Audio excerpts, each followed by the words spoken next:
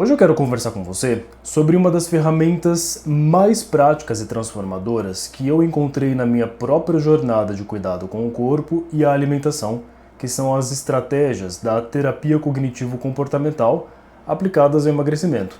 E essas técnicas são apresentadas pela Judith Beck nesse livro aqui, ó, Pense Magro por Toda a Vida.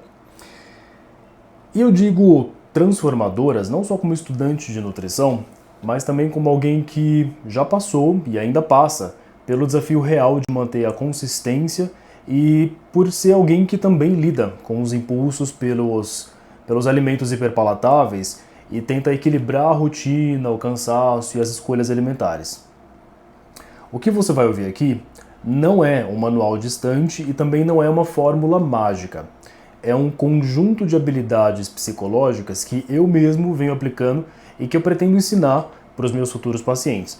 Porque, no fundo, emagrecer e manter o peso não é apenas sobre saber o que comer, é também sobre saber como pensar diante da comida. E essa é a base da abordagem cognitivo-comportamental.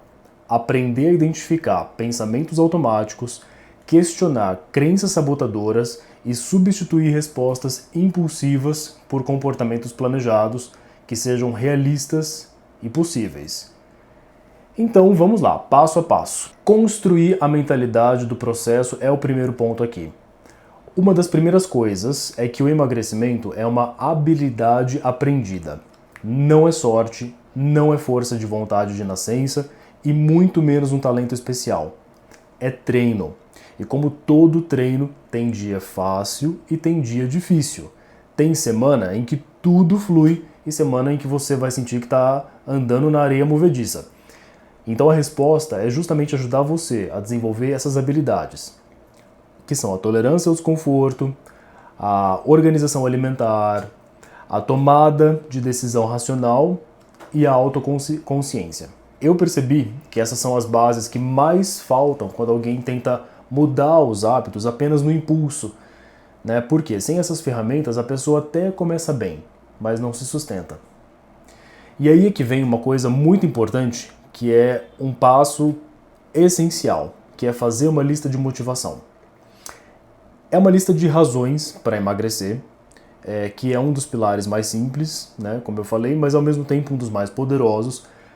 Sabe por quê? Muita gente acredita que sabe por que quer emagrecer, mas se esquece rápido quando as emoções fortes aparecem, né, que são gatilhos para comer excessivamente. No meu caso, eu escrevi motivos tanto emocionais quanto funcionais. Por exemplo, mais energia na rotina, mais clareza mental, mais leveza nos treinos, sensação de domínio sobre a minha própria vida, melhora da autoestima, enfim, coisas que são meio gerais e todo mundo quer, só que além disso, eu também coloquei coisas bem específicas, como me sentir bem na praia ou na piscina, reganhar um jeans que estava guardado há mais de 10 anos e por aí vai. A ideia é reler essa lista todos os dias, umas 2 a 3 vezes no dia. E sabe por que isso é tão importante? Porque motivação não é fixa, ela oscila. E nos momentos de obsessão por comida, você esquece do porquê quer e precisa mudar. Quando você lê os seus motivos com frequência, você cria uma espécie de âncora cognitiva que te ajuda a manter a direção mesmo quando o emocional está balançado. Eu pessoalmente percebi que nos dias em que eu pulava essa etapa, era mais fácil me perder no meio de um dia estressante ou à noite, quando eu estava cansado e tudo que eu queria era assistir a minha série favorita comendo pizza. Aliás, nem sempre no final do dia, às vezes já no começo. A gente precisa da construção de significado, porque ninguém sustenta um processo longo sem razões profundas. O ponto número 3 é a habilidade de planejar e respeitar o plano. E aqui não é sobre perfeccionismo nutricional, é sobre previsibilidade cognitiva. Quando você já sabe o que vai comer, reduz o esforço mental e evita a tomada de decisão impulsiva. O cérebro não fica negociando com você toda hora. Por exemplo, eu percebi que quando eu planejo de forma rígida demais, eu abandono. Então eu aprendi a planejar de um jeito sustentável, colocando opções, analisando a margem de flexibilidade e estratégias de contingência, né? Por exemplo, se eu não conseguir almoçar em casa, eu tenho um plano B, ou seja, eu sei qual é a melhor opção no restaurante. E esse plano B diminui muito as chances de eu não cumprir o plano que eu tinha desenhado lá no início. É muito mais sobre um planejamento realista e não idealizado. E isso nos liga ao ponto 4, que é comer sentado e com atenção. Infelizmente, essa é uma técnica muito subestimada, porque comer sentado de forma consciente reduz drasticamente episódios de alimentação automática. Tem muita gente que extrapola no quanto come simplesmente por comer em pé, ou seja, enquanto prepara a comida, ou no intervalo do trabalho, entre uma tarefa e outra, ou como resposta ao estresse. E nesse ponto, sobre comer sentado, a gente desenvolve um plano mais racional. Quando você se obriga a sentar, servir e comer olhando para o que você está fazendo, a chance de exagerar diminui. Você transforma o ato de comer num comportamento intencional. E outro ponto que é importante também é não prestar atenção ao que está comendo. E eu sei, no século XXI a gente tem a tendência de comer olhando o celular, de comer assistindo alguma coisa, ou até trabalhar, mas isso aumenta muito as chances de comer sem perceber o quanto está colocando para dentro, e isso nos faz ter menos percepção de saciação, que é aquele momento em que a gente percebe que comeu o suficiente e que pode parar. Você é um ser humano, não é uma máquina que precisa produzir o tempo todo. Tá tudo bem separar 15, 20 minutos do seu dia para se sentar e se dar esse tempo para comer em paz. E aí a gente vai para o ponto 5, que é diferenciar fome, a vontade e impulso. Essa habilidade é ouro. E aqui a gente precisa dar um nome ao que sente. E realmente, quando você aprende a distinguir a fome fisiológica, a fome emocional ou simplesmente um hábito automático, a relação com a comida muda. Eu aplico muito isso comigo mesmo. Antes de comer, eu paro alguns segundos e me pergunto: o que exatamente eu estou sentindo agora? Muitas vezes não é fome, é tédio, cansaço mental, é necessidade de recompensa, é irritação, até sono atrasado. Essa distinção cognitiva é um dos maiores instrumentos para quem tem fome emocional e ainda não aprendeu a distinguir se realmente está com fome ou se está com vontade. E eu me faço sempre a seguinte pergunta: isso que eu estou sentindo me faz querer comer um prato de arroz com um filé de frango? Se sim, é porque eu estou com fome fisiológica. Se não, se a minha fome é específica, né, como querer comer um bolo, por exemplo, né, provavelmente é fome emocional. Ah, e outra coisa, não beber água o suficiente também dá essa falsa sensação de fome. Portanto, beba sempre água, deixe uma garrafinha por perto e vai medindo ao longo do dia quanto de água você consome. O ponto 6 é tolerar o desconforto. Essa talvez seja a parte mais madura do processo e parece que não, mas você consegue sobreviver a desconfortos emocionais e físicos sem comer. Isso inclui vontade intensa, ansiedade, irritação, cansaço e até aquele nó na garganta. Há várias técnicas para lidar com esses desconfortos, como prestar atenção na respiração, inspirar e expirar por pelo menos 1 minuto, ou o diálogo interno, quando você se questiona esses outros pontos que eu falei, sabe? Se é o reconhecimento da fome emocional, o que você está sentindo e o que você está precisando naquele momento. Também tem o adiamento de 10 minutos, que é tentar ocupar sua mente com outras coisas por pelo menos 10 minutos e desviar sua atenção com o objetivo de esquecer essa vontade desnecessária. No início, eu achava isso impossível, mas com o treino eu percebi que a vontade tem um pico e depois cai. É fisiológico e é psicológico. Essa habilidade de tolerar o desconforto sem comer é o que separa a recaída de consistência. O ponto 7 é questionar pensamentos sabotadores. Essa é a parte mais cognitiva das estratégias da TCC, e aqui a gente aprende a identificar frases internas que prejudicam o processo e substituí-las por respostas funcionais.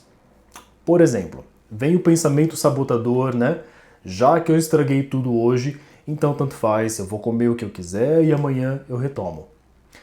A resposta racional é: uma escolha ruim não define o dia inteiro. Quanto antes eu retomo, menor será o impacto. Ao longo da minha jornada, eu tenho anotado vários desses pensamentos no celular e é impressionante como, ao repetir o processo de questionamento, ele vai ficando automático. É uma reeducação do diálogo interno. O ponto 8 é estabelecer limites claros. E aqui é importante entender sobre decisões fechadas, que é o eu decido isso e ponto final.